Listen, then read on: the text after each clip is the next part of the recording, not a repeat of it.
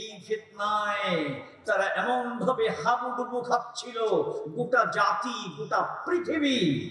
তাদেরকে উদ্ধার করবার জন্য প্রয়োজন ছিল আল্লাহর সবচেয়ে বড় অনুগ্রহ।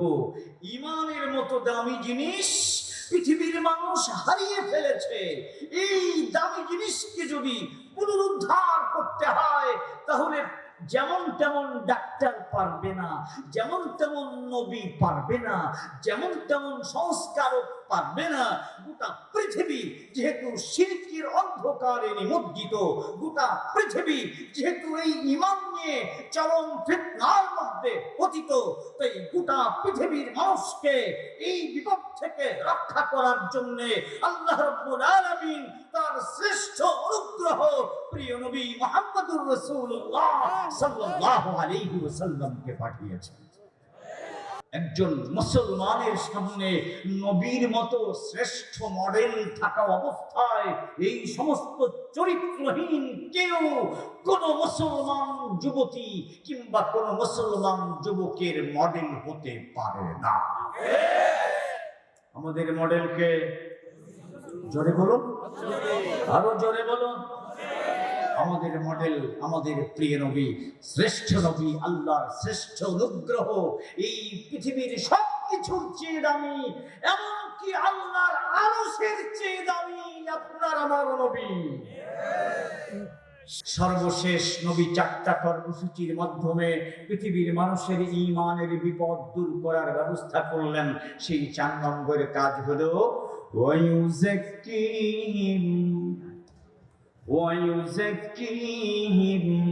এর ব্যাখ্যা অনেক সংক্ষেপে আমি বলি বুঝার জন্য, কারণ সামনে অনেক কথা।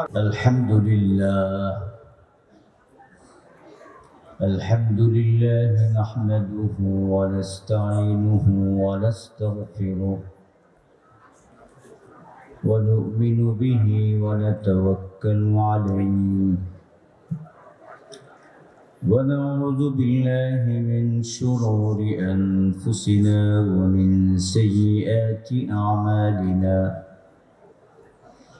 من يهده الله فلا مضل له ومن يضلل فلا هادي له ونشهد أن لا إله إلا الله وحده لا شريك له ونشهد أن سيدنا ونبينا وشفيعنا وحبيبنا ومولانا محمدا عبده ورسوله صلى الله تعالى عليه وعلى آله وأصحابه وبارك وسلم. أما بعد فأعوذ بالله من الشيطان الرجيم. بسم الله الرحمن الرحيم.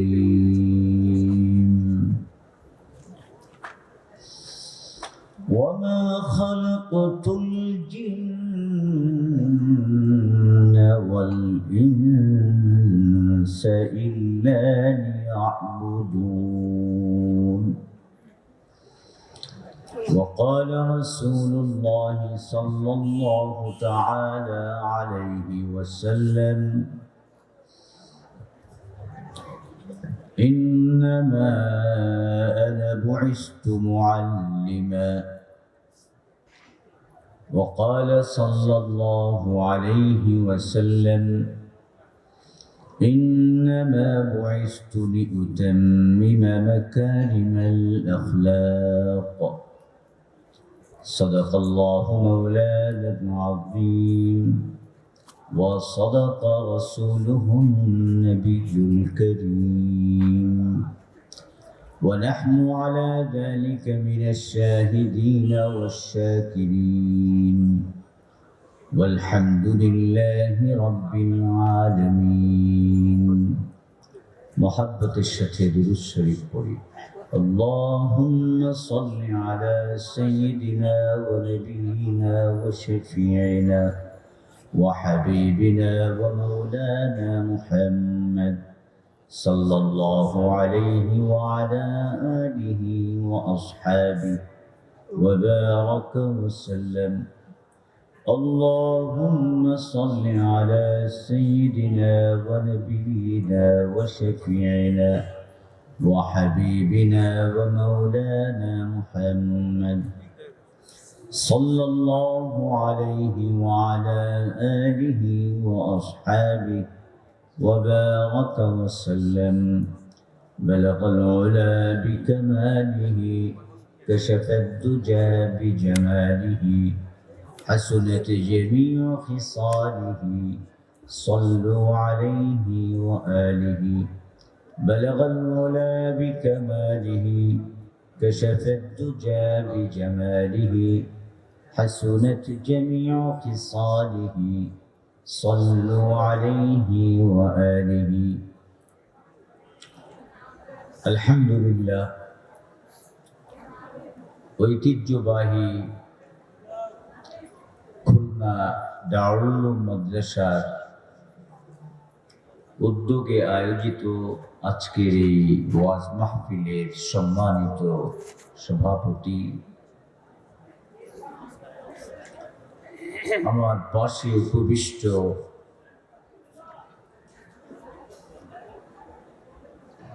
এই বিভাগের অন্যতম শ্রেষ্ঠ মুরব্বী, হাজার হাজার আলেমের উস্তাদ জনাব হযরতুল আল্লাম মাওলানা রফিক আহমদ সাহেব দামাত বারাকাতুহুম, রফিকুর রহমান সাহেব, অন্যান্য উলামা ইকরাম, দূর দূরান্ত থেকে আগত আমার প্রিয় দ্বীনী ভাইরা, মাদ্রাসার ছাত্র শিক্ষক বৃন্দ এবং আমার প্রিয় এলাকাবাসী, পর্দার অন্তরালে মা ও বোনেরা, সর্বপ্রথম মহান আল্লাহ পাকের শুকর আদায় করছি, যিনি বর্তমান এই ফিতনার যুগে আমাদেরকে ফিতনা মুক্ত হবার জন্য কোরআনের মজলিসে এসে বসা তৌফিক দান করেছেন। এজন্য আমরা আমাদের হৃদয়ের গভীর থেকে উচ্চ কণ্ঠে আল্লাহ পাকের শুকর আদায় করি, আলহামদুলিল্লাহ।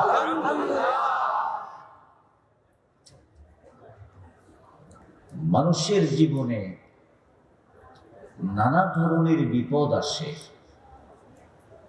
কখনো বিপদ আসে জীবনের উপর, কখনো বিপদ আসে স্বাস্থ্যের উপর, কখনো বিপদ আসে পরিবারের উপর, কখনো বিপদ আসে সম্মানের উপর, কখনো বিপদ আসে জমি ক্ষেতের উপর, কখনো বিপদ আসে দোকান ঘরের উপর। নানা ধরনের বিপদের সম্মুখীন আমরা হই। যেই জিনিস যত বেশি দামি, ওই জিনিসের উপর যে বিপদ আসে সেই বিপদ সবচেয়ে বড় বিপদ। দুনিয়ার যত সম্পদ আছে আপনারা বলুন, এই সম্পদ বেশি দামি না আমাদের জীবনটা বেশি দামি?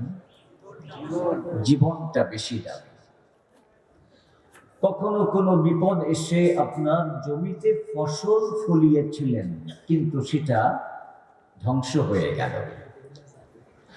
কোনো বিপদ এসে আপনার গোডাউনে অনেক মাল রেখেছিলেন, সেগুলো ধ্বংস হয়ে গেল। কোনো বিপদ এসে আপনার কোনো একটা ঘর পুড়ে শেষ হয়ে গেল, এগুলো বিপদ। কিন্তু যদি এমন হয় হঠাৎ এক অ্যাক্সিডেন্টে আপনার জীবনটাই শেষ হয়ে গেল, বলুন তো আগের তিনটা বিপদ বড় ছিল না এই বিপদটা বড়? কেন? এই চারটা জিনিসের মধ্যে জমি ক্ষেতের চেয়ে দোকান পাটের চেয়ে এবং আপনার ঘরের চেয়ে আপনার জীবনের দাম বেশি। এই জন্য আগের তিনটা বিপদ যদিও বিপদ, কিন্তু সেটা হালকা বিপদ। আর জীবন যেহেতু বেশি দামি, এই জন্য এর উপর যে বিপদ, এই বিপদটা মহাবিপদ। যখন আমরা বুঝলাম যেই জিনিস যত বেশি দামি তার উপর বিপদ আসলে সেই বিপদটা তত বড় বিপদ, এতটুকু কথা আপনারা বুঝে থাকলে এখন আপনাদের কি আমি জিজ্ঞেস করতে চাই, বলুন তো, দুনিয়াতে যা কিছু আছে, আমার আপনার বলতে যা কিছু আছে, এই সব কিছুর মধ্যে সবচেয়ে দামি জিনিস কোনটা? সবচেয়ে দামি জিনিস বুঝতে হলে এটা আপেক্ষিক ব্যাপার। কারো কাছে কোনোটা দামি, কারো কাছে অন্যটা দামি, কিন্তু যেটা স্বতঃসিদ্ধ সকলের কাছে দামি, কিংবা যিনি এই বিশ্ব জগতের স্রষ্টা তার কাছে যেটা দামি সেটাই হলো মূলত দামি। অতএব সবচেয়ে দামি কোনটা এটা আমাদেরকে বুঝতে হলে আমরা যদি ক্যামব্রিজ ইউনিভার্সিটির ভাইস চ্যান্সেলরকে জিজ্ঞেস করি যে আমাদের জীবনের সবচেয়ে দামি জিনিসটা কি, বলে দিন তো, বলুন তো, ওই ভার্সিটির ভাইস চ্যান্সেলর যদি কোনো জিনিসকে বলে দেয় যে এটা সবচেয়ে দামি, সেই কথাটা কি পৃথিবীর সব মানুষের গ্রহণ করা আবশ্যক হবে, না তার সঙ্গে বিরোধ থাকবে? বিরোধ থাকবে।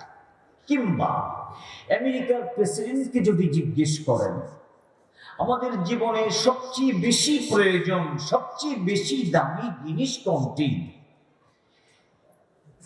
আমেরিকার প্রেসিডেন্ট ডোনাল্ড ট্রাম্প তিনি যদি কোনো একটা জিনিসের নাম বলে দেন, সেই কথায় পৃথিবীর সব একমত হবে, না তার সাথে বিরোধ থাকতে পারে? বিরোধ থাকতে পারে, এবং সেটা বাস্তবায়ন নাও হতে পারে। এই জন্য মুসলমান হিসেবে সবচেয়ে দামি জিনিস কোনটি এটা বুঝতে হলে আমাদেরকে কোনো ভার্সিটিতে গেলে চলবে না, এবং কোনো প্রেসিডেন্ট এবং কোনো প্রধানমন্ত্রী কিংবা কোনো নেতার কাছে গেলে চলবে না। মুসলমান হিসেবে সবচেয়ে দামি জিনিসের সন্ধান পেতে হলে আমাদেরকে যেতে হবে কোরআনের কাছে, আমাদেরকে যেতে হবে আল্লাহর কাছে। এবার আসুন তাহলে দেখি আল্লাহ পাক কি বলছেন। আপনারা পুরো কোরআন শরীফ যদি খোঁজেন তাহলে দেখবেন আল্লাহ তাআলা দুটি অনুগ্রহের ব্যাপারে, দুটি জিনিসের ব্যাপারে, এটা তার সবচেয়ে শ্রেষ্ঠ অনুগ্রহ এবং সবচেয়ে শ্রেষ্ঠ দান, এই কথা তিনি দুটো জিনিসের ব্যাপারে ব্যক্ত করেছেন। কয়টা? দুটো।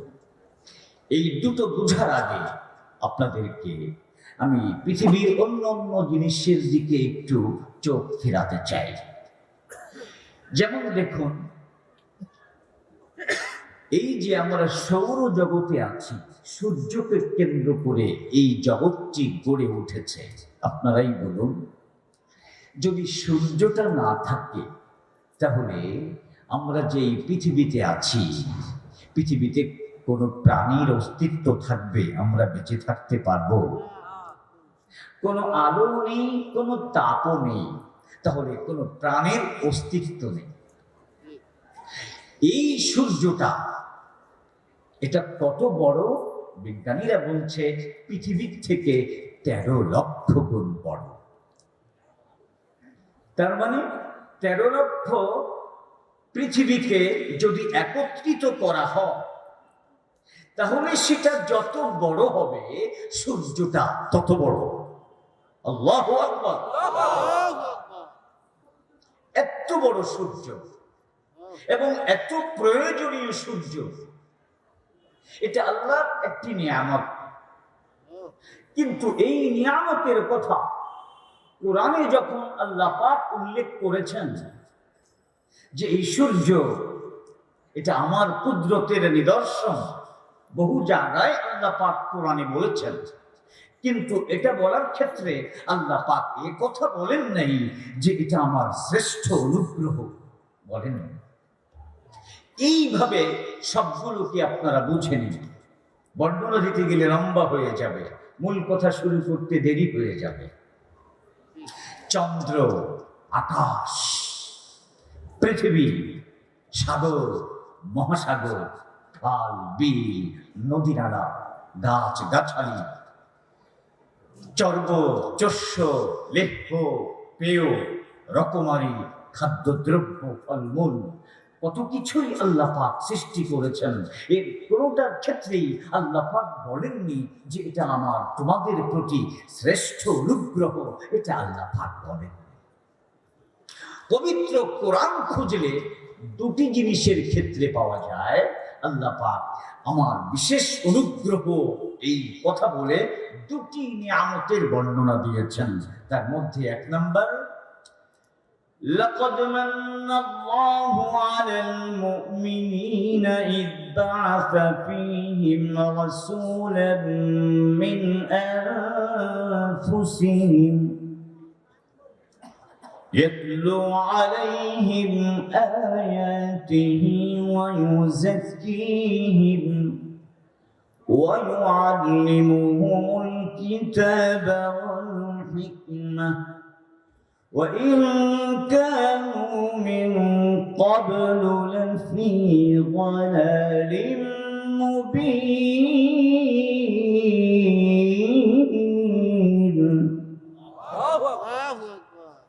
আল্লাহ পাক বলছেন, আমি আল্লাহ তোমাদের প্রতি বিশেষ অনুগ্রহ করেছি।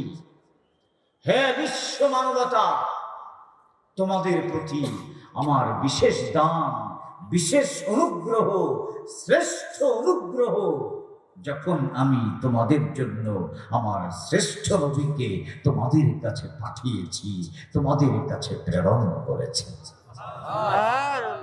তাহলে পৃথিবীতে যত সম্পদ আছে, যত পেট্রো ডলার আছে, যত টাকা পয়সা আছে, যত হীরা জহরত মণি মাণিক্য আছে, সব কিছুর চেয়ে বেশি দামি আপনার আমার নবী, শ্রেষ্ঠ নবী হযরত মুহাম্মদুর রাসূলুল্লাহ সাল্লাল্লাহু আলাইহি ওয়াসাল্লাম।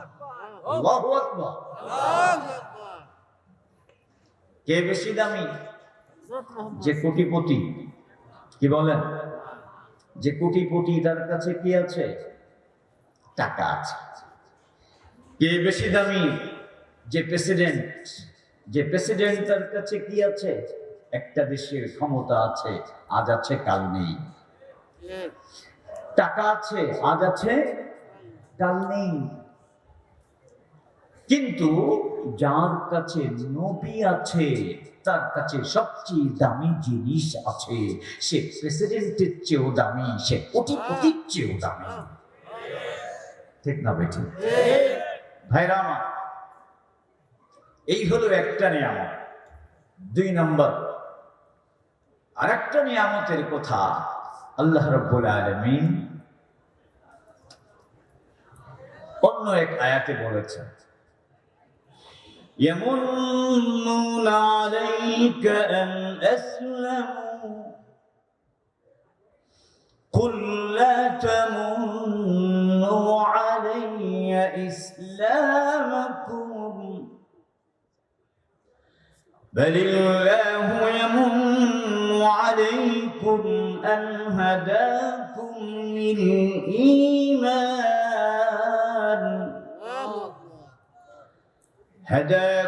للإيمان إن كنتم صادقين। আল্লাহ পাক বলছেন, তোমাদের প্রতি আমার আরেকটি শ্রেষ্ঠ দান, যা পৃথিবীর সবকিছুর চেয়ে দামি, সেই দান হলো ঈমান। সবচেয়ে বেশি দামি অনুগ্রহ যা তিনি এই বিশ্ববাসীর প্রতি করেছেন তার নাম কি? একটু জোরে বলতে হবে তো। ঈমান কিভাবে দামি এটা আপনাদেরকে শুরুতেই সামান্য একটু টাচ দেওয়ার জন্য বলি।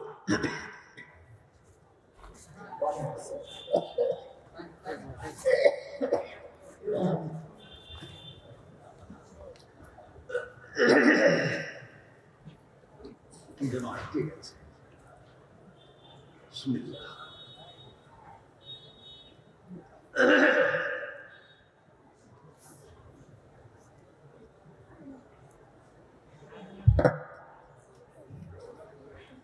আলহামদুলিল্লাহ।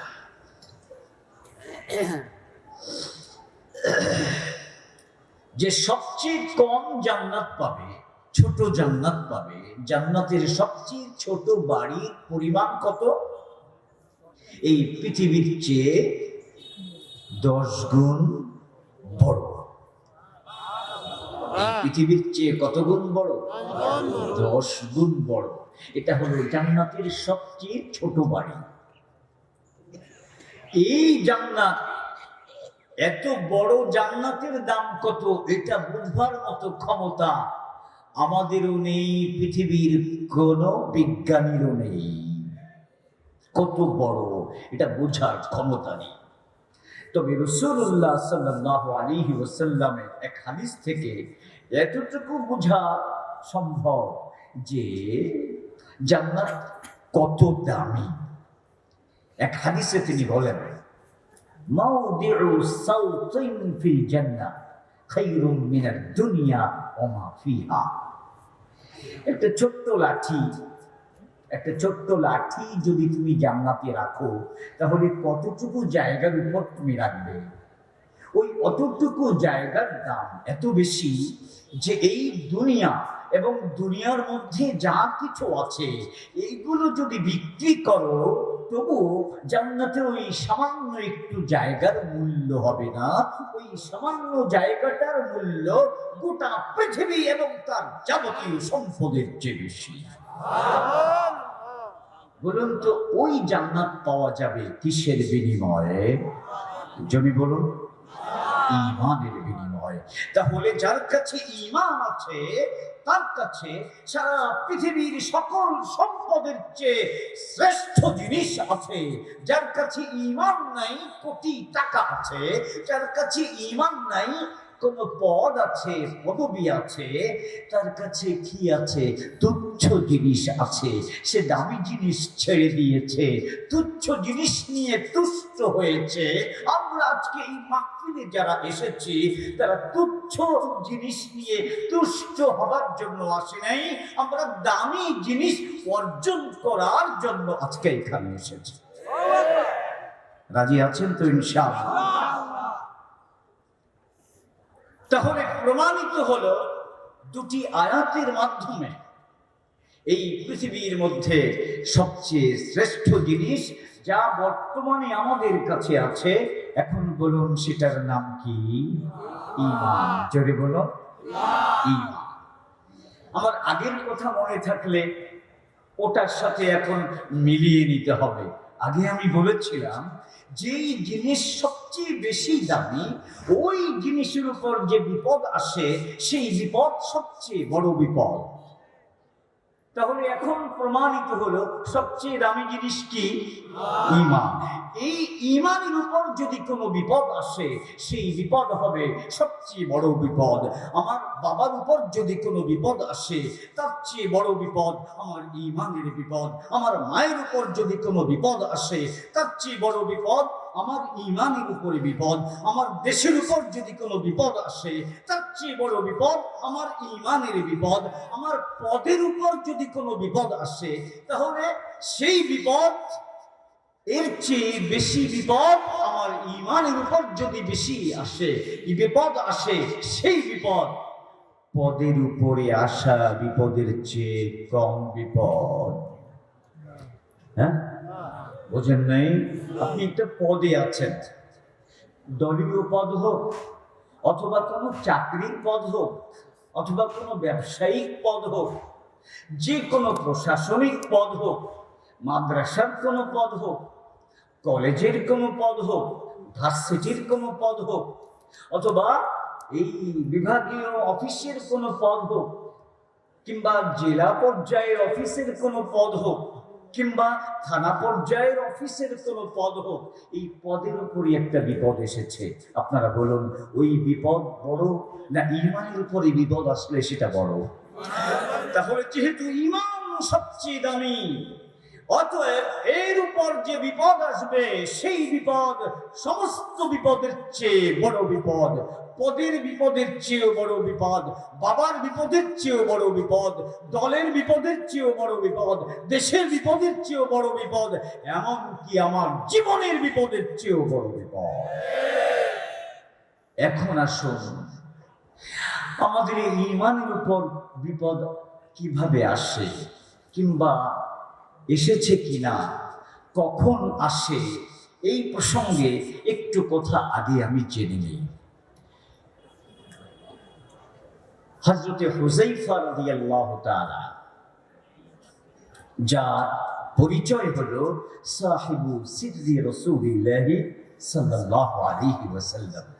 রাসূলুল্লাহ সাল্লাল্লাহু আলাইহি ওয়াসাল্লাম অনেক গোপন বিষয় ভবিষ্যতে হযরতে হুযায়ফা রাদিয়াল্লাহু তাআলা আনহুর কাছে বলে গেছেন। এই জন্য তিনি ছিলেন নবী করিম সাল্লাল্লাহু আলাইহি ওয়াসাল্লামের অনেক গোপন রহস্যবিদ, সাহিবু সিররি রাসূলিল্লাহি সাল্লাল্লাহু আলাইহি ওয়াসাল্লাম। তাকে একদিন জিজ্ঞেস করা হয়েছিল, মাতা ইয়ালামু রাজুল আন্নাহু ফুতিনা, একজন মানুষ কখন বুঝতে পারবে যে সে তার ঈমান নিয়ে বিপদের সম্মুখীন? একজন মানুষ কখন বুঝবে সে তার ঈমান নিয়ে বিপদের সম্মুখীন? ভালো করে বুঝতে হবে। এর জবাবে হযরত হুযায়ফা রাদিয়াল্লাহু তাআলা আনহু, নবীর অত্যন্ত প্রিয় সাহাবী, তিনি যে কথাটা বলেছিলেন, গোটা মুসলিম জগতে এই কথাটি স্বর্ণাক্ষরে তাদের হৃদয় পটে অঙ্কন করে নিতে হবে, যদি এই দামি জিনিস ঈমানকে রক্ষা করতে হয়। তিনি বলেছিলেন,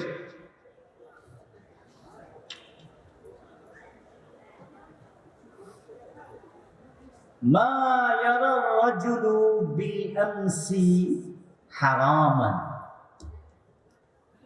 মা ইয়ারা রাজুলু বিল আমসি হারামান আসবাহাল ইয়াউমা হালালান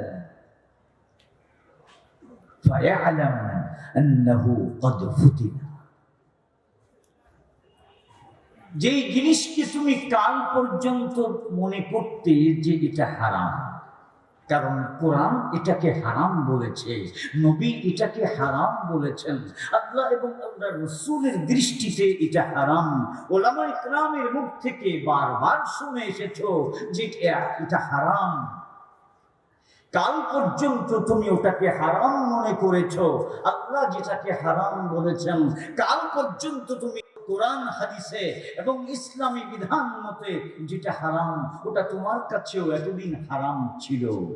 কিন্তু যে কোনো কারণেই হোক, আজকে যদি তুমি ওটাকে হালাল মনে করো, তোমার নেতাকে খুশি করার জন্য হোক, কিংবা তোমার পদের জন্য হোক, কিংবা তোমার সম্পদের জন্য হোক, কিংবা তোমার প্রমোশনের জন্য হোক, যে কোনো কারণেই হোক, যেটা হারাম ওটাকে তুমি যদি আজকে হালাল মনে করো, তাহলে তুমি বুঝে নাও তুমি ঈমান এর বিপদের সম্মুখীন হয়েছো, তোমার ঈমানের উপরে বিপদ এসে গেছে।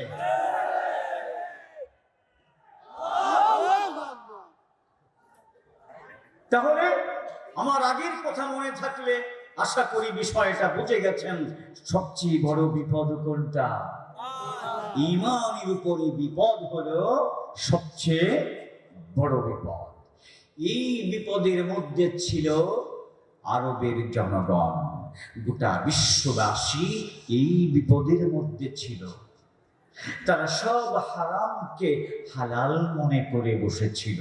বলুন, মূর্তি পূজা কি হালাল না হারাম? আরবের মানুষরা কি করত? জোরে বলুন, মূর্তি পূজা করত। এটাকে তারা হারাম মনে করে করত না হালাল মনে করে করত? এরপরে সুদ খাওয়া কি হারাম না হালাল? আরবের মানুষেরা সুদ খেত, হালাল মনে করে খেত না হারাম মনে করে খেত? হালাল মনে করে খেত। তাহলে এইভাবে একটা একটা করে জিনা ব্যভিচার করা কি? জোরে বলো। আরবের মানুষেরা জিনা ব্যভিচার করত, এটা কি হারাম মনে করত না হালাল মনে করে করত? হালাল মনে করে করত। এই আরবের মানুষের ভিতরে এই স্বভাবগুলো ছিল। সমস্ত হারাম তাদের কাছে হয়ে পড়েছিল হালাল, আর অনেক হালাল এগুলোকে তারা করে ফেলেছিল হারাম। আমার এই অবস্থার মধ্যে তারা ছিল, ঈমান নিয়ে এই ফিতনার মধ্যে তারা ছিল। এই ফিতনায় তারা এমন ভাবে হাবুডুবু খাচ্ছিল, গোটা জাতি গোটা পৃথিবী তাদেরকে উদ্ধার করবার জন্য প্রয়োজন ছিল আল্লাহর সবচেয়ে বড় অনুগ্রহ। ঈমানের মতো দামি জিনিস পৃথিবীর মানুষ হারিয়ে ফেলেছে। এই দামি জিনিসকে যদি পুনরুদ্ধার করতে হয় তাহলে যেমন তেমন ডাক্তার পারবে না, যেমন তেমন নবী পারবে না, যেমন তেমন সংস্কারক পারবে না। গোটা পৃথিবী যেহেতু শিরকের অন্ধকারে নিমজ্জিত, গোটা পৃথিবী যেহেতু এই ঈমান নিয়ে চরম ফিতনার মধ্যে পতিত, তাই গোটা পৃথিবীর মানুষকে এই বিপদ থেকে রক্ষা করার জন্য আল্লাহ রাব্বুল আলামিন তার শ্রেষ্ঠ অনুগ্রহ প্রিয় নবী মুহাম্মদুর রাসূলুল্লাহ সাল্লাল্লাহু আলাইহি ওয়াসাল্লামকে পাঠিয়েছেন। ভাইরা আমার, আপনারা বুঝতে পারছেন যে আলোচনা আমি করতে চাই, সে আলোচনার ভূমিকা চলছে। এই আলোচনা শেষ করতে হলে অনেক সময় লাগবে। আপনাদের কতটুকু সময় আছে?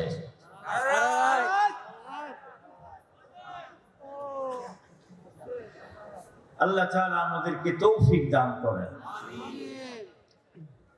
তাহলে এবার আসুন, শ্রেষ্ঠ অনুগ্রহ প্রিয় নবী মুহাম্মদুর রাসূলুল্লাহ সাল্লাল্লাহু আলাইহি ওয়াসাল্লাম, পৃথিবীর মানুষের সবচেয়ে শ্রেষ্ঠ এবং দামি জিনিস এই ঈমান। এটা হারিয়ে গেছে, এটাকে ফিরিয়ে আনবার জন্য আল্লাহ রাব্বুল আলামিন তাকে দায়িত্ব দিয়ে পাঠিয়েছেন এবং তাকে 4টি কাজ দিয়েছেন। জোরে বলুন, কয়টি? জোরে বলুন, একটু জোরে বলতে হবে। কয়টি? এই আয়াত, যে আয়াত এই শ্রেষ্ঠ অনুগ্রহ নবীর ব্যাপারে আপনাদের সামনে আমি তেলাওয়াত করেছি, একই কথা পবিত্র কোরআনের 4 জায়গায় আল্লাহ পাক উল্লেখ করেছেন। কয় জায়গায়? 4 জায়গায়। দায়িত্ব 4টি নবী এবং উল্লেখ করেছেন 4 জায়গায়। সবগুলো বলার সময় নেই, এক জায়গা থেকে বললেই হবে। সংক্ষেপে শুনি, তা না হলে কথা শেষ করা যাবে না। 1 নম্বর, তিনি এই দামি জিনিস পুনরুদ্ধার করবার জন্য 4টা কর্মসূচি দিয়ে আল্লাহ পাক তাকে পাঠালেন। প্রথম কর্মসূচি ছিল তেলাওয়াত। প্রথম কর্মসূচি কি? তেলাওয়াত। নবী কোরআন শরীফ তেলাওয়াত করে এই মক্কার মানুষগুলোকে শোনান। একজনকে দিয়ে কোরআনের একটা আয়াত বলেন, সঙ্গে সঙ্গে তার মনের সমস্ত অন্ধকার দূর হয়ে যায়। সে যে এতকাল যাবৎ ঈমানের বিপদের মধ্যে লিপ্ত ছিল, এই সব অন্ধকার দূর হয়ে যায়, ঈমানের বিপদ থেকে রক্ষা পেয়ে যায়। কোরআনের একটা আয়াত শোনা মাত্রই বলে ওঠে, লা ইলাহা ইল্লাল্লাহ মুহাম্মাদুর রাসূলুল্লাহ। তাহলে বোঝা গেল ইমানের বিপদ রক্ষা করতে হলে কোরআনের তিলাওয়াত লাগে। ইমানের বিপদ থেকে বাঁচতে হলে কি লাগে? কোরআনের তেলাওয়াত লাগে।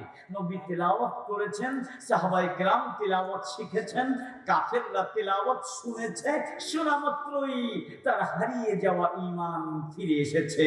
সে এক আল্লাহর উপর বিশ্বাস স্থাপন করেছে, সে কোরআনের তেলাওয়াতকারী হয়ে গেছে। বলেন সুবহানাল্লাহ।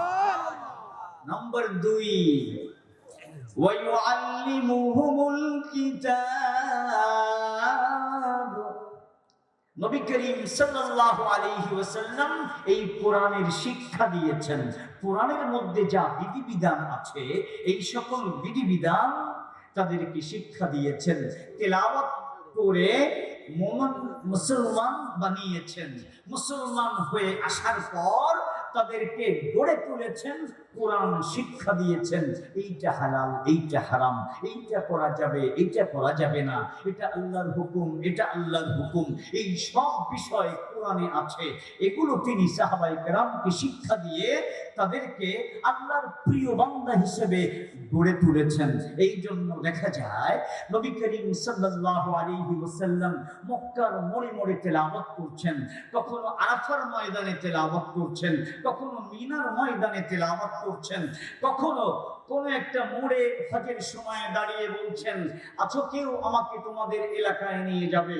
মক্কার মানুষেরা আমাকে কোরআন তেলাওয়াত করতে নিষেধ করে, আমি তো কোরআন তেলাওয়াত করার জন্যই এসেছি, কিন্তু এখানকার নেতারা আমাকে কোরআন তেলাওয়াত করতে নিষেধ করে, কোরআনের কথা বলতে নিষেধ করে, লা ইলাহা ইল্লাল্লাহ বলতে নিষেধ করে।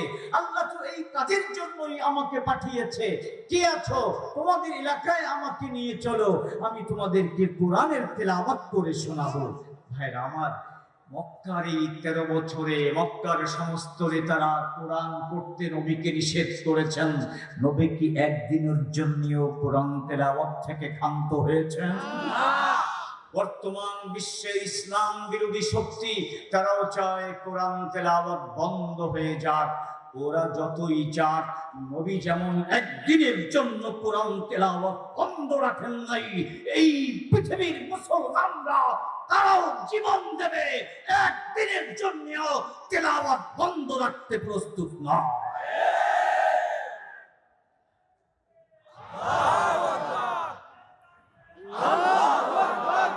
ভাইরা আমার, নবীর যুগে তেলাওয়াত বন্ধ করার চেষ্টা করেছিল কে? তার নাম জানেন? আবু জাহাল। কে? আবু জাহাল এবং তার সাঙ্গপাঙ্গরা। বর্তমান যুগে সেই আবু জাহালের ভূমিকা পালন করছে কে?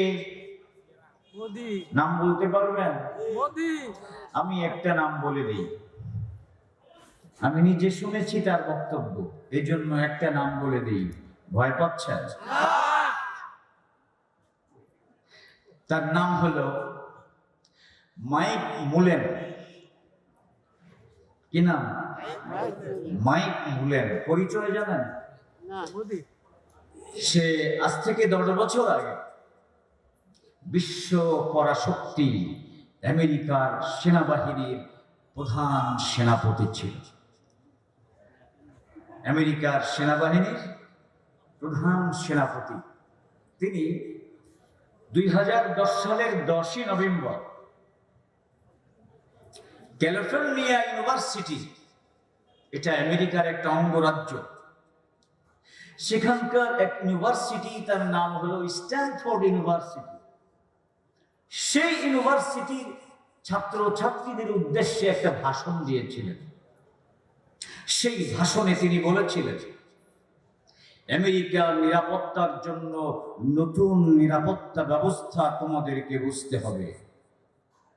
শুধু আমাদের ট্যাঙ্ক, আমাদের পারমাণবিক বোমা এটাই আমাদের নিরাপত্তা নিশ্চিত করবে না। নতুন নিরাপত্তার নীতি হলো সারা পৃথিবীতে যেখানে যেখানে কোরআনের তেলাওয়াত হয়, ওই কোরআনের তেলাওয়াত যারা শেখে তারা আমেরিকার নিরাপত্তার জন্য হুমকি। সুতরাং যেখানে যেখানে কোরআনের তেলাওয়াত হয় সেগুলোকে বন্ধ করা, এটাই হবে আমেরিকার বর্তমান নিজের নিরাপত্তা প্রতিষ্ঠার সবচেয়ে বড় এবং প্রধান কর্মসূচি। ওরা কোরআনের শক্তি বুঝতে পেরেছে, তাই 7 সমুদ্র 13 নদীর উপার থেকেও এই ছোট্ট ঘরে, যেখানে ঝুপড়ি ঘর, উপরে গোলপাতার ঘর, সেই ঘরের ভিতরে ভালো চাটাই নাই, বিছানা নাই, সেখানে এতিম গরিব ছেলে তেলাওয়াত করে। এই তেলাওয়াতকে ওরা ভয় পায়। ওরা বলে এই তেলাওয়াত অ্যাটম বোমার চেয়েও বেশি শক্তিশালী, যে কোনো মূল্যে এই তেলাওয়াত বন্ধ করতে হবে। তেলাওয়াতকারী শক্তি যদি পৃথিবীতে থাকে তাহলে আমাদের নিরাপত্তা হুমকির সম্মুখীন। আজ থেকে 1500 বছর আগে তেলাওয়াত এটা বিপদের কারণ ছিল আবু জাহালের জন্য, আর বর্তমানে বিপদের কারণ হয়েছে শুধু মাইক মোলেন না, মাইক মোলেন, তার দেশ, তার প্রেসিডেন্ট, তার মন্ত্রী পরিষদ এবং ওই সমস্ত দেশকে অনুকরণ করে চলে পৃথিবীর যত শক্তি, তাদের সকলের কাছেই কোরআনের মাদ্রাসা হুমকি। এই জন্য ওরা এই সকল মাদ্রাসাকে ধ্বংস করতে চায়। জঙ্গি তৈরির কারখানা বলে ওরা আমেরিকার গোলামি করার প্রকাশ্য ঘোষণা দিয়ে চলেছে। এই দেশের মুসলমানরা কোরআন বন্ধের কোন বর্তমান আবু জাহলকে এক বিন্দু ছাড় দিতে রাজি নয়।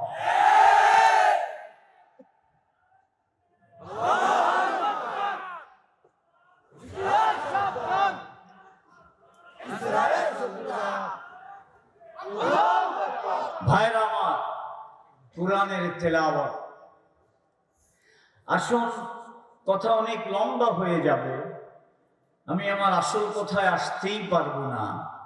আমি যে আয়াত পড়েছি, আমি যে হাদিস পড়েছি, সে পর্যন্ত যেতে পারবো কিনা জানি না। আপনাদের ধৈর্য থাকলে আশা করি পারবো।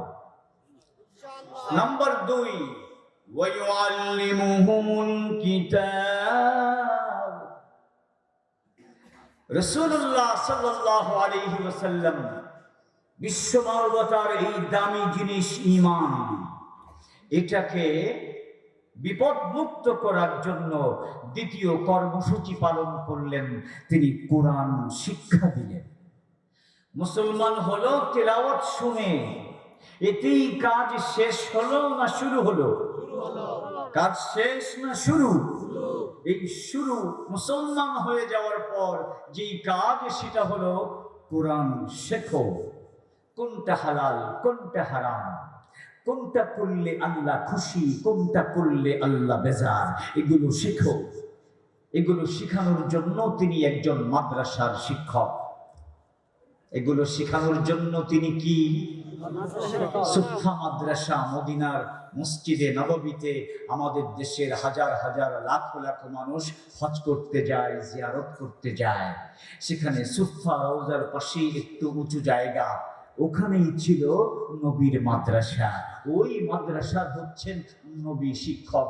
এই যে এখানে যে মাদ্রাসাগুলো আছে, এই মাদ্রাসার যারা শিক্ষক, তারা আসলে কার অনুসারী, তারা কার অনুসরণ করে? ওই মদিনার সুফা মাদ্রাসার শিক্ষক ছিলেন নবী, তারও সাবজেক্ট ছিল কোরআন। এই দেশের কওমি মাদ্রাসা, তারা সেই নবীর মাদ্রাসারই অনুসারী। যুগ পরম্পরায় সেই নবী শিক্ষকতা করতেন। এখন এই রফিকুর রহমান সাহেব শিক্ষকতা করেন। ও যুগ পরম্পরায় 1500 বছর আগে নবী যেই কোরআনের শিক্ষক ছিলেন, সেই একই কোরআনের শিক্ষক এই যে আমার পাশে উপবিষ্ট এই মাদ্রাসার মুহতামিম জনাব হযরত মাওলানা মুশতাক সাহেব দামাত বারাকাতুহুম। ঠিক এইভাবে বাংলাদেশে 25,000 কওমি মাদ্রাসা রয়েছে। এই 25,000 কওমি মাদ্রাসায় লাখো লাখো উস্তাদ আছে, শিক্ষক আছে, ছাত্র আছে। এই ছাত্ররা ওই আবু হুরায়রা, ইবনে মাসউদ, হযরত আবু বকর, হযরত ওমর, হযরত আলী, হযরত উসমান, তারা যেমন ছাত্র ছিলেন, এই যে আজকে যারা পাগড়ি নিল, তারা ঠিক আবু বকর ওমরের মতো কোরআনের ছাত্র। বলেন সুবহানাল্লাহ। বাংলাদেশে লক্ষ লক্ষ ছাত্র, তারা আবু বকর, ওমর, উসমান, আলীর মতো কোরআনের ছাত্র। আর বর্তমান কওমি মাদ্রাসার লাখো লাখো আসাতিজা ইকরাম, লাখো লাখো শিক্ষক, তারা নবী যেমন কোরআনের শিক্ষা দিতেন, এরাও ঠিক সেই কোরআনের শিক্ষা দিচ্ছেন। নবী যেমন শিক্ষক ছিলেন, এরাও ঠিক তদ্রূপ শিক্ষক। সুতরাং ভাইরা আমার, এটা নতুন কোনো জিনিস নয়। নবীর এই শিক্ষাধারা আবু জাহালরা বন্ধ করতে পারে নাই। ১৫০০ বছর যাবত এই শিক্ষা চলছে। এই দেশের কওমি মাদ্রাসা এটা চলছে, চলবে, কিয়ামত পর্যন্ত চলবে। যদি কারো গাত্রদাহ হয়, যদি কারো ভালো না লাগে, ওরা জ্বলে পুড়ে মরে যাবে। কিন্তু আল্লাহর এই আলো তিনি নিজে প্রজ্বলিত করেছেন, এটাকে যারা নিভাতে আসবে ওরাই পুড়ে ছারখার হবে। ভাইরা আমার, নাম্বার ৩, وَيُعَلِّمُهُمُ الْكِتَابَ وَالْحِكْمَةَ। এর অনেক ব্যাখ্যা, সংক্ষেপে বোঝার জন্য শুধু একটা কথাই বলব। ইমাম শাফি রহমতুল্লাহ আলাইহি বলেছেন, সুন্নাহ। হিকমত মানে কি? সুন্নাহ। কোরআনে আল্লাহ আমাদেরকে যা শিক্ষা দিলেন, এটা হালাল, এটা ফরজ, এটা হারাম, নামাজ ফরজ, যাকাত ফরজ, রোজা ফরজ, হজ ফরজ। এই ফরজ কিভাবে আদায় করব? আল্লাহ তো সংক্ষিপ্তভাবে বলে দিয়েছেন আকিমুস সালাহ। আল্লাহ সংক্ষিপ্তভাবে বলে দিয়েছেন আতিম্মুস সিয়ামা ইলাল লাইল। আল্লাহ পাক সংক্ষিপ্তভাবে বলে দিয়েছেন ওয়া আতিম্মুল হজ্জা ওয়াল উমরাতা লিল্লাহ। আল্লাহ পাক সংক্ষিপ্তভাবে বলে দিয়েছেন খুয মিন আমওয়ালিহিম সাদাকাহ তুতাহহিরুহুম ওয়া তুযাক্কিহিম বিহা ওয়া সাল্লি আলাইহিম ইন্না সালাতাকা সাকানুল লাহুম আল্লাহু সামিউন আলিম। যাকাতের কথা সংক্ষেপে বলে দিয়েছেন, নামাজের কথা সংক্ষেপে বলে দিয়েছেন, রোজার কথা সংক্ষেপে বলে দিয়েছেন, হজের কথা সংক্ষেপে বলে দিয়েছেন। এটা আমরা কিভাবে পালন করব? ওয়া ইউআল্লিমুহুমুল কিতাবা ওয়াল হিকমা। নবী বলেছেন, তোমরা আমাকে যেভাবে নামাজ পড়তে দেখো সেভাবে নামাজ পড়ো। এই জন্য নবীকে দেখে, নবীর সুন্নাত অনুযায়ী নামাজ যে পড়বে তাহলে সে হিকমতের পরিচয় দিল।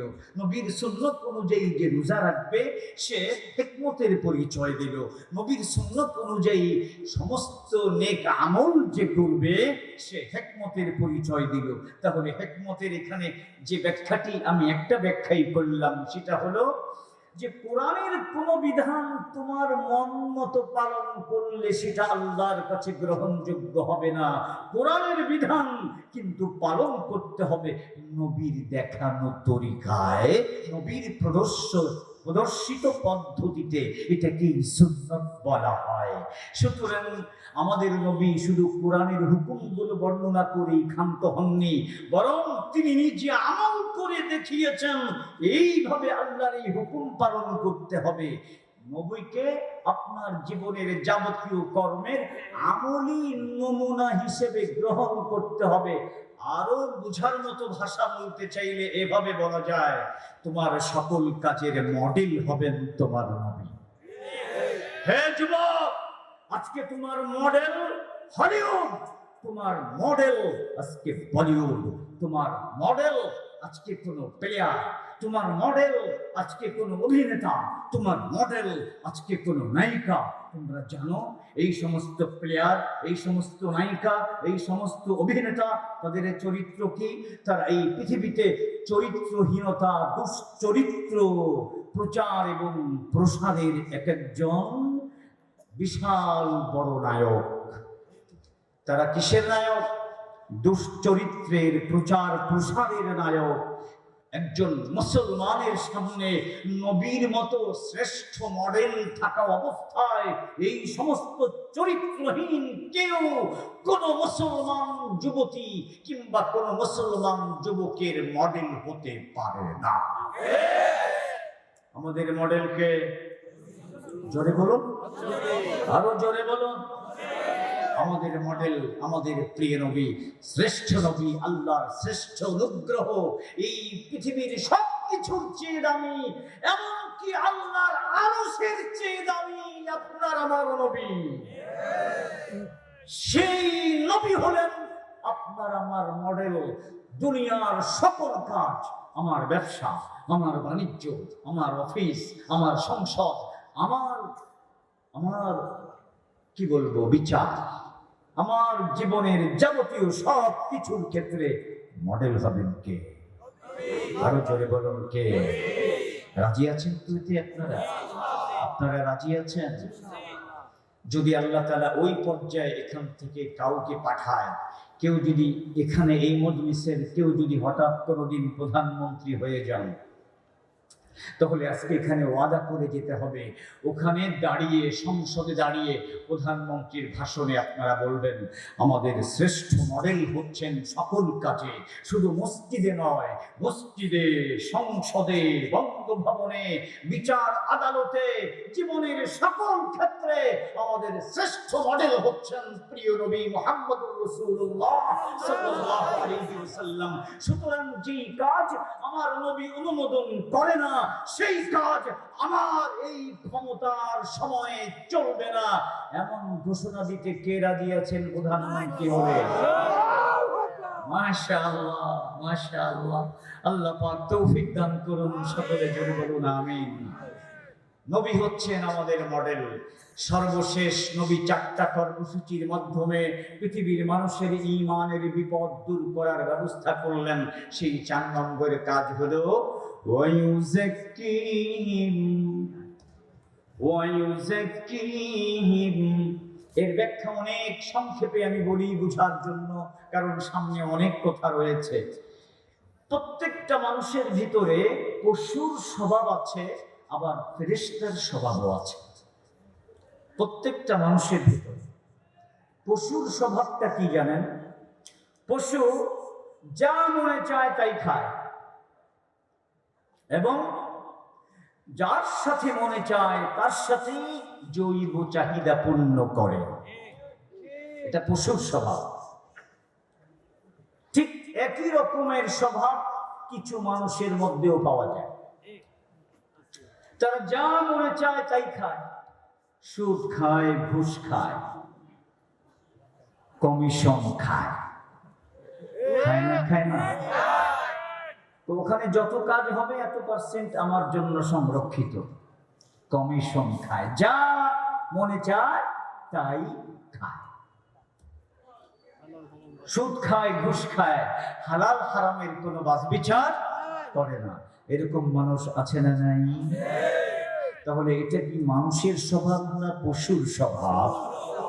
এই পশুর স্বভাব প্রত্যেকটা মানুষের ভিতরেই আছে। আবার ফেরেশতার স্বভাবও আছে। ফেরেশতার স্বভাব কি? আল্লাহর কোনো বিধান অমান্য করে না, এবং আল্লাহর যত নির্দেশ সব পালন করে। কোনো প্রকার অবহেলা। হুজুর জিজ্ঞেস করলেন না আজকে আমি এই খেজুরগুলো কোত্থেকে এনেছি? তখন হযরত আবু বকর সিদ্দিক বলেন, প্রতিদিনই জিজ্ঞেস করি, প্রতিদিনই তুমি হালাল পন্থায় এটা নিয়ে আসো, এজন্য আমার বিশ্বাস হয়েছে যে তুমি হালাল ছাড়া হারাম আনবে না। আর আজকে ক্ষুধা একটু বেশি লেগেছে, তাই খেয়ে ফেলেছি কয়েকটা। এখন বলো কোনো সমস্যা আছে? তখন সে বলল, জি একটু সমস্যা আছে আমার এখন মনে হচ্ছে।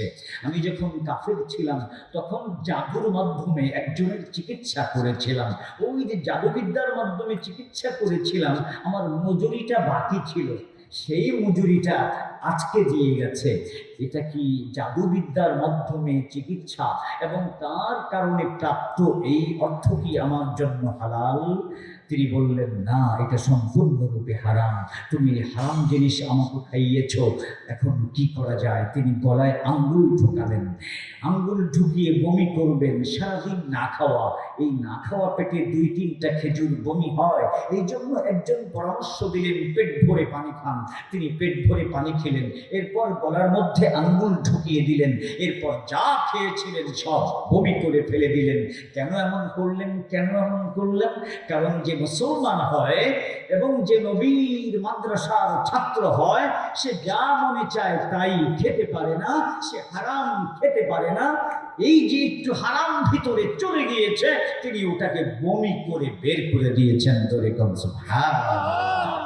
তাহলে এই কর্মসূচির মাধ্যমে যে নিজেকে গড়ে তোলে, সে এতটুকু হারাম যদি বরদাস্ত না করে, তাহলে বলুন সে কি কোটি কোটি টাকা দুর্নীতি করতে পারবে?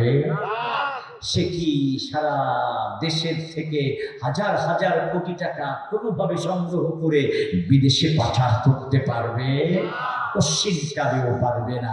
সুতরাং আমাদের দেশের এই সমস্ত দুর্নীতি, এবং এই বিষয়ে আমাদের স্বয়ং প্রধানমন্ত্রী তিনি গত বছর একটা বক্তব্য দিয়েছিলেন। তিনি বলেছিলেন, এই যে পদ্মা সেতুর মাধ্যমে আমরা যে উন্নয়নমূলক কর্মকাণ্ড করলাম, এই ছাড়াও সারা বাংলাদেশে উন্নয়নমূলক কর্মকাণ্ড করার জন্য যত হাজার হাজার লাখ লাখ কোটি টাকা বরাদ্দ দিলাম, এই সব যদি কাজে লাগতো, তাহলে বাংলাদেশ এখন চরম উন্নত একটা দেশে পরিণত হতো। কিন্তু দুর্নীতিবাজদের কারণে পিছিয়ে পড়েছে। তাহলে আমাদের দেশের উন্নতিকে পিছনের দিকে টানছে কারা? জোরে বলুন কারা? দুর্নীতিবাজেরা। এই দুর্নীতিবাজেরা পিছনের দিকে টানতে পারত না যদি তাদেরকে শিক্ষা ব্যবস্থায় এই 4 কর্মসূচির মাধ্যমে তাদেরকে একটু শিক্ষা দেওয়ার ব্যবস্থা করা হতো। যেই শিক্ষার মাধ্যমে আবু বকর গড়ে উঠেছিলেন, ওই শিক্ষার মাধ্যমেই যদি আজকে আমাদের সমস্ত ছাত্র এবং ছাত্রীরা এমএ পাস করার সুযোগ পেত, এবং তারাই যদি বিসিএস ক্যাডার হতো, এবং তারাই যদি বিভিন্ন অফিসের বস হতো, তাহলে তারা তো আবু বকরের মতো হতো। ভুলেও যদি কোনো একটু হারাম চলে যেত, ওটাকে তো তারা বমি করে ফেলে দিত। তারা কোনোদিন ঘুষ খেত না, তারা কোনোদিন সুদ খেত না, তারা কোনোদিন কমিশন খেত না, তারা কোটি কোটি টাকা পাচার করে দেশকে এইভাবে ধ্বংস করে দিত না। ভাইরা আমার, তাহলে এবার আমরা আসি, যদি কেউ এই 3 কর্মসূচি পালন করে, পশুর স্বভাব দূর করে আর ফেরেশতার স্বভাব ভিতরে নিয়ে আসে, তাহলে তার মধ্যে আরেকটা কি পাওয়া যায়? পশু যাকে ইচ্ছা তাকেই কি করে? ধর্ষণ করে। কিন্তু এই কর্মসূচি যে পালন করে, সে ধর্ষণ করে না, সে নিজেকে হেফাজত করে। এইরকম একজন চরিত্রবান নবীর সাহাবীর ছোট্ট একটা গল্প আপনাদের সামনে বলে আমার আসল আলোচনার দিকে সামনে যাচ্ছি।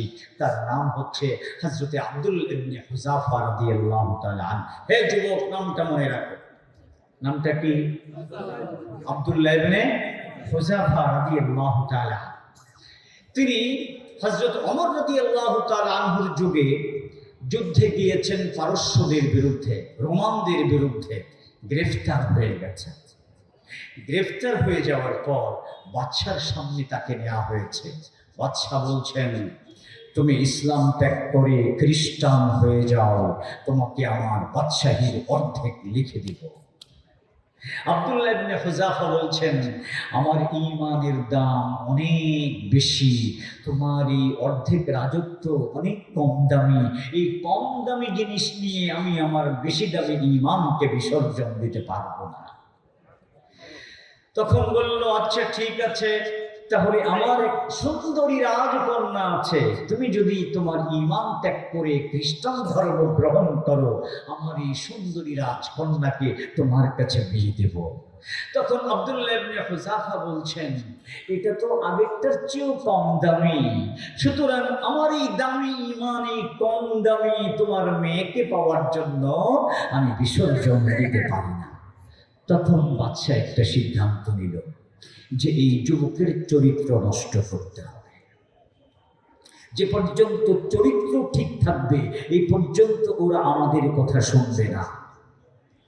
এই প্রসঙ্গে আপনাদেরকে ঘটনাটা বলার আগে একটু বলতে চাই, আজকে আমাদের দেশে অনেক মানুষ, অনেক বুদ্ধিজীবী, অনেক নাস্তিক মুরতাদ জন্ম নিয়েছে ব্যাঙের ছাতার মতো। তারা কি বলে জানেন? তারা এই জাতীয় নানা ধরনের কথা বলে, যেই কথা কোরআনের বিরুদ্ধে যায়, যেই কথা নবীর বিরুদ্ধে যায়, যেই কথা আল্লাহর বিরুদ্ধে যায়, যেই কথা হযরত রাসূল করিম সাল্লাল্লাহু আলাইহি ওয়াসাল্লামের বিরুদ্ধে যায়, এই রকমের কিছু কথা কিছু সাংবাদিক, কিছু বুদ্ধিজীবী এবং কিছু নাস্তিক মুরতাদের কথায় মাঝে মধ্যেই শোনা যায় কিনা, জোরে বলুন। আপনি খোঁজ নিয়ে দেখুন, ওরা বিদেশে লেখাপড়া করেছে। ওই মাইক মোলেন যারা আমাদের কোরআন শিক্ষাকে ধ্বংস করতে চায় সেখানে গিয়েছে, ওখানে গিয়ে চরিত্র ধ্বংস করেছে। যাদের চরিত্র ঠিক আছে তারা কোরআনের বিরুদ্ধে কথা বলতে পারে না। যারা চরিত্র খোয়াইয়েছে, বিদেশে গিয়ে চরিত্র ধ্বংস করেছে, তারাই মাদ্রাসার বিরুদ্ধে কথা বলে, তারাই কোরআনের বিরুদ্ধে কথা বলে, তারাই আলেম ওলামার বিরুদ্ধে কথা বলে। ভাইরা আমার, বাদশা বলল ওর চরিত্র নষ্ট করতে হবে। কি করা যায়? তাকে সুন্দর এক পালমে রাতের বেলায় পাঠালো, যাও তুমি সেখানে ঘুমাতে যাও। এদিকে একজন সুন্দরী নারী, খ্রিস্টান নারী যুবতী, তাকে সাজিয়ে গুছিয়ে রাতের বেলায় ওই রুমে পাঠানো হলো এবং শিক্ষা দেওয়া হলো, বলে দেওয়া হলো যে করেই হোক ওই যুবকের চরিত্র নষ্ট করতে হবে, যাও তুমি যাও। সে গেল, গিয়ে বসেছে। আব্দুল্লাহ ইবনে হুযাফা নবীর মাদ্রাসার ছাত্র, তিনি যখনই অনুভব করলেন যে কেউ ঢুকেছে, সে পুরুষও হতে পারে, মেয়ে হতে পারে, এবং অঙ্গভঙ্গিতে বুঝলেন যে নিশ্চয়ই মেয়ে, সঙ্গে সঙ্গে তিনি চোখটা নিচু করে ফেললেন। হে যুবক, তোমার সামনে যদি কোনো বেগানা নারী এসে যায় তাহলে কোরআনের শিক্ষা কি তুমি বারবার তাকিয়ে দেখবে না চোখটাকে নিচু করে ফেলবে? তুমি চোখটাকে নিচু করে ফেলো, এটাই কোরআনের শিক্ষা, এটাই তোমার চরিত্রের রক্ষা কবচ। পবিত্র কোরআন বলছে, কুল্লিল মুমিনিনা ইয়াগুদ্দু মিন আবসারিহিম ওয়া ইয়াহফাযু ফুরুজাহুম যালিকা আযকা লাহুম। হে যুবক, তুমি তোমার চরিত্রের, তুমি তোমার চোখের হেফাজত করো, তোমার চোখটাকে নিচু করো। আল্লাহ বলছেন চোখ নিচু রাখার দায়িত্ব তোমার, তোমার চরিত্র রক্ষা করার দায়িত্ব আমার। চোখ নিচু রাখার দায়িত্ব হে যুবক তোমার, হে যুবতী তোমার, তোমার চরিত্র রক্ষা করার দায়িত্ব আমার। কুল্লিল মুমিনিনা ইয়াগুদ্দু মিন আবসারিহিম ওয়া ইয়াহফাযু ফুরুজাহুম। আল্লাহ বলছেন চরিত্র নিচু রাখো, নাকি বলে চোখ নিচু রাখো, চরিত্র হেফাজত করো। তার মানে কি? চোখ নিচু রাখো, চরিত্র হেফাজত করো, তার মানে কি? চোখ নিচু রাখা তোমার দায়িত্ব, আর চরিত্র রক্ষা করা এটা আমার দায়িত্ব। আব্দুল্লাহ ইবনে হুযাফা চোখ নিচু করলেন। এই যুবতী বহু চেষ্টা করলো, চারপাশ দিয়ে ঘরে এটা ওটা বলে, কত কিছু বলে, কিভাবে তাকে একটু তার দিকে দৃষ্টি আকর্ষণ করাবে যে তার সুন্দর চেহারা দেখলেই পাগল হয়ে যাবে। কিন্তু তিনি যে চোখ নিচু করেছেন কোরআনের আদেশ মেনে, একবারের জন্য উপরে তাকান নাই, ওই মেয়ের চেহারা একবারও দেখেন নাই। বহুক্ষণ চেষ্টা করে যখন কোনোভাবেই তাকে চরিত্র নষ্ট করা তো দূরের কথা, শুধু তাকে একবার তার দিকে তাকানো এটাই যখন সে পারল না, তখন ব্যর্থ হয়ে এই নারী ওই কামরার থেকে বের হয়ে চলে গেল। আল্লাহু আকবার। বের হয়ে বাদশার কাছে গিয়ে বলছে, ইলা মান আদখালতুমুনি, ইলা মান আদখালতুমুনি ওয়াল্লাহি লা আদরি আহুয়া বাশারুন আম হাজার। হে বাদশা, আপনি আমাকে কার কাছে পাঠিয়েছেন? খোদার কসম, আমি বলতে পারছি না যে সে কি মানুষ নাকি একটা পাথর। যদি সে মানুষ হয় তাহলে আমার মতো সুন্দরী নারী তার দিকে একবারও তাকাচ্ছে না। আমার সন্দেহ যে সে মানুষ নয়, সে একটা পাথর। আল্লাহু আকবার। এরপর কি বলছে? ওহুয়া ওয়াল্লাহি লা ইয়াদরি আনা উনসা আম যাকার। খোদার কসম, আমার মনে হচ্ছে আমি এতক্ষণ সেখানে ছিলাম, সে একবারও আমার দিকে তাকায় নাই। আমি বলতে পারছি না সে কি এটা বুঝতে পেরেছে যে আমি কি একজন নারী, যুবতী নারী, নাকি আমি একজন পুরুষ। আমার মনে হয় এই পার্থক্যটাও ওই যুবক বোঝে নাই। আল্লাহু আকবার। এই যে তার চরিত্র রক্ষা করলেন, তিনি কি পশুর মতো যাকে পান তাকেই ব্যবহার করলেন, নাকি তিনি নিজের চরিত্রকে হেফাজত করলেন? কোরআনের এই 4 কর্মসূচির মাধ্যমে নবী করিম সাল্লাল্লাহু আলাইহি ওয়াসাল্লাম মক্কার সবচেয়ে চরিত্রহীন, সবচেয়ে মূর্খ, সবচেয়ে চোর, সবচেয়ে ডাকাত, যারা পশুর চেয়ে নিকৃষ্ট, বর্বর, আইয়ামে জাহিলিয়াত বলে এখনো যাদেরকে গালি দেওয়া হয়, ওই মানুষগুলোকে এই 4 কর্মসূচির মাধ্যমে এমন ভাবে গড়ে তুললেন, সব পশুত্ব তার থেকে চলে গেল এবং ফেরেশতার স্বভাব তাদের মধ্যে চলে আসলো। মানুষ যখন এই 4 কর্মসূচির মাধ্যমে, কোরআনের তেলাওয়াতের মাধ্যমে, কোরআনের শিক্ষার মাধ্যমে, কোরআনের আমলের মাধ্যমে, নবীর সুন্নতের আমলের মাধ্যমে এবং চরিত্র রক্ষা করার মাধ্যমে যখন একজন মানুষ গড়ে ওঠে, তখন তার শক্তি ফেরেশতার চেয়েও বেশি হয়ে যায়। জোরে কোন সুবহানাল্লাহ। এরপর দেখুন, এই 4 কর্মসূচি গ্রহণ করার কারণে ওই মক্কার বর্বর জাতিকে আল্লাহ পাক এই দুনিয়াতে কি পুরস্কার দান করলেন, 2-1টা উদাহরণ আপনাদেরকে দেব। হযরতে ওমরের যুগ, সাদ ইবনে আবি ওয়াক্কাস রাদিয়াল্লাহু তাআলা আনহুর নেতৃত্বে পারস্য অভিযান শুরু হলো। পারস্যের যিনি সম্রাট ছিলেন, তার রাজধানীতে শিখা চিরন্তন ছিল। 1000 বছর পর্যন্ত এই আগুন কখনো নেভে নাই, নির্বাপিত হয় নাই, প্রজ্বলিত ছিল, কারণ তারা এই আগুনের পূজা করত। পৃথিবীর অর্ধেক তারা শাসন করত। নবীর হাতে গড়া এই সমস্ত মরুর সন্তান, নবীর হাতে গড়া এই সাদ ইবনে আবি ওয়াক্কাস হযরত ওমরের যুগে কয়েক হাজার সাহাবায়ে কেরামের বাহিনী নিয়ে যখন রওনা হলেন, গোটা পারস্য সাম্রাজ্য জয় করলেন। জয় করতে করতে দাজলা, ইরাকের দাজলা নদীর পাশে গিয়ে দাঁড়ালেন। এখন তিনি তো গোটা এলাকা জয় করেছেন, এখন ওপাশে মাদায়েন, সেখানে রাজা বসে আছেন। ওই পর্যন্ত না যেতে পারলে তো আর পারস্য সম্রাটের পতন হচ্ছে না, বিজয় কমপ্লিট হচ্ছে না, ওপাশে যেতে হবে। কিন্তু মাঝখানে বিশাল দাজলা নদী, প্রচন্ড তার ঢেউ এবং প্রচন্ড তার স্রোত। বর্ষাকাল, পারাপারের কোনো ব্যবস্থা নেই, বিশাল বিশাল ঢেউ, কি করে পার হবে? দেখুন, এই 4 কর্মসূচির মাধ্যমে যখন কোনো জাতি গড়ে ওঠে, তখন আল্লাহর সাথে এমন সম্পর্ক হয়, তখন তাদের সামনে নদী বাধা হয় না, আগুন বাধা হয় না, জঙ্গল বাধা হয় না, বিষাক্ত প্রাণী বাধা হয় না। তাদের সামনে সবাই পথ ছেড়ে দেয়, বিষাক্ত প্রাণীও পথ ছেড়ে দেয়, আগুনও তাদের সামনে নির্বাপিত হয়ে যায়, এমনকি পানিও তাদের সামনে রাজপথ হয়ে যায়। ঠিক এই ঘটনাই এখানে ঘটলো। হযরতে সাদ ইবনে আবি ওয়াক্কাস সালমান ফারসি রাদিয়াল্লাহু তাআলা আনহুর সাথে পরামর্শ করলেন, আমরা যে কোরআনের বাণী নিয়ে এসেছি, এই বাণী প্রচার এটা কি এখানেই শেষ হয়ে যাবে, না কোরআনের এই বাণী পাওয়ার অধিকার ও পাশে যারা আছে তাদেরও পেতে হবে? সালমান ফারসি বললেন, এই কোরআন তো গোটা বিশ্ব জগতের জন্য, সুতরাং নদী এই কোরআন প্রচারের ক্ষেত্রে বাধা হতে পারে না। আপনি আদেশ করুন, আমরা তৈরি আছি, আল্লাহর নাম নিয়ে আমরা ঝাঁপিয়ে পড়ব, আমাদের যার যার ঘোড়া নিয়ে।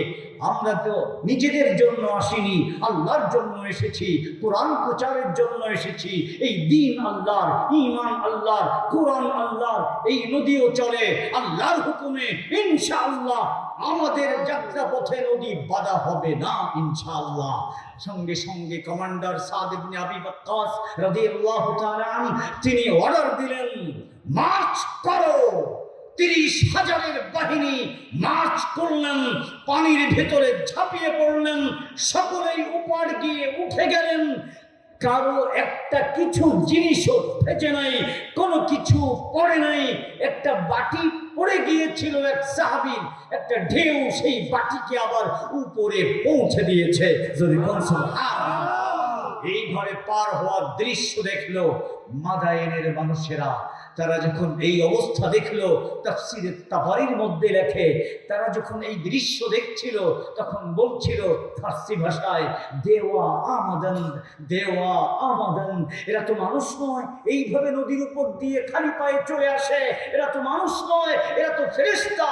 তাদের এই আগমন দেখেই লক্ষ লক্ষ মূর্তি পূজক, তাদের ঈমানের যে অভাব ছিল, অন্ধকার ছিল শিরকের, এই শিরকের অন্ধকার থেকে মুক্ত হয়ে তারা ঈমানের আলোয় উদ্ভাসিত হলো। জোরে বল সুবহানাল্লাহ। ভাইরা আমার, এরা ছিল মক্কার মরুচারী, এরা ছিল রাখাল। এই রাখালরা কি করলো? 1000 বছরের রাজত্ব পারস্য সাম্রাজ্য বিজয় করল। তাদের শক্তি কি ছিল? কামান, পারমাণবিক বোমা, টাকা পয়সা, অর্থবিত্ত, টেকনোলজি, কোনো কিছুই না। তাদের সম্পদ ছিল কোরআনের এই 4 কর্মসূচি। আল্লাহ তাআলা প্রমাণ করলেন, তোমরা এই 4 কর্মসূচি নিয়ে যদি এখনো গোটা মুসলিম জাতি ঐক্যবদ্ধ হতে পারো। 1500 বছর আগে ওই সাহাবায়ে কেরাম 4 কর্মসূচি অনুযায়ী চলার কারণে যেমন পারস্য সাম্রাজ্য, রোমান সাম্রাজ্য তাদের পদানত হয়েছে, গোটা বিশ্ব তারা শাসন করেছেন। তোমরাও যদি আজকে গোটা মুসলিম জাতি এই 4 কর্মসূচির মাধ্যমে নিজেদেরকে গড়ে তুলতে পারো, তাহলে আজকেও ওই আমেরিকা, ওই রাশিয়া, ওই চীন, সব সুপার পাওয়ার, লন্ডন, ইউরোপ, এগুলো তোমাদের পদানত হবার জন্য অপেক্ষা করছে। কিন্তু শর্ত হলো, সাহাবায়ে কেরামের মতো এই 4 কর্মসূচিকে গ্রহণ করার ব্যাপারে কোনো দ্বিধাবোধ করা যাবে না। কারা কারা রাজি আছে? এত আস্তে আল্লাহু আকবার বললেন?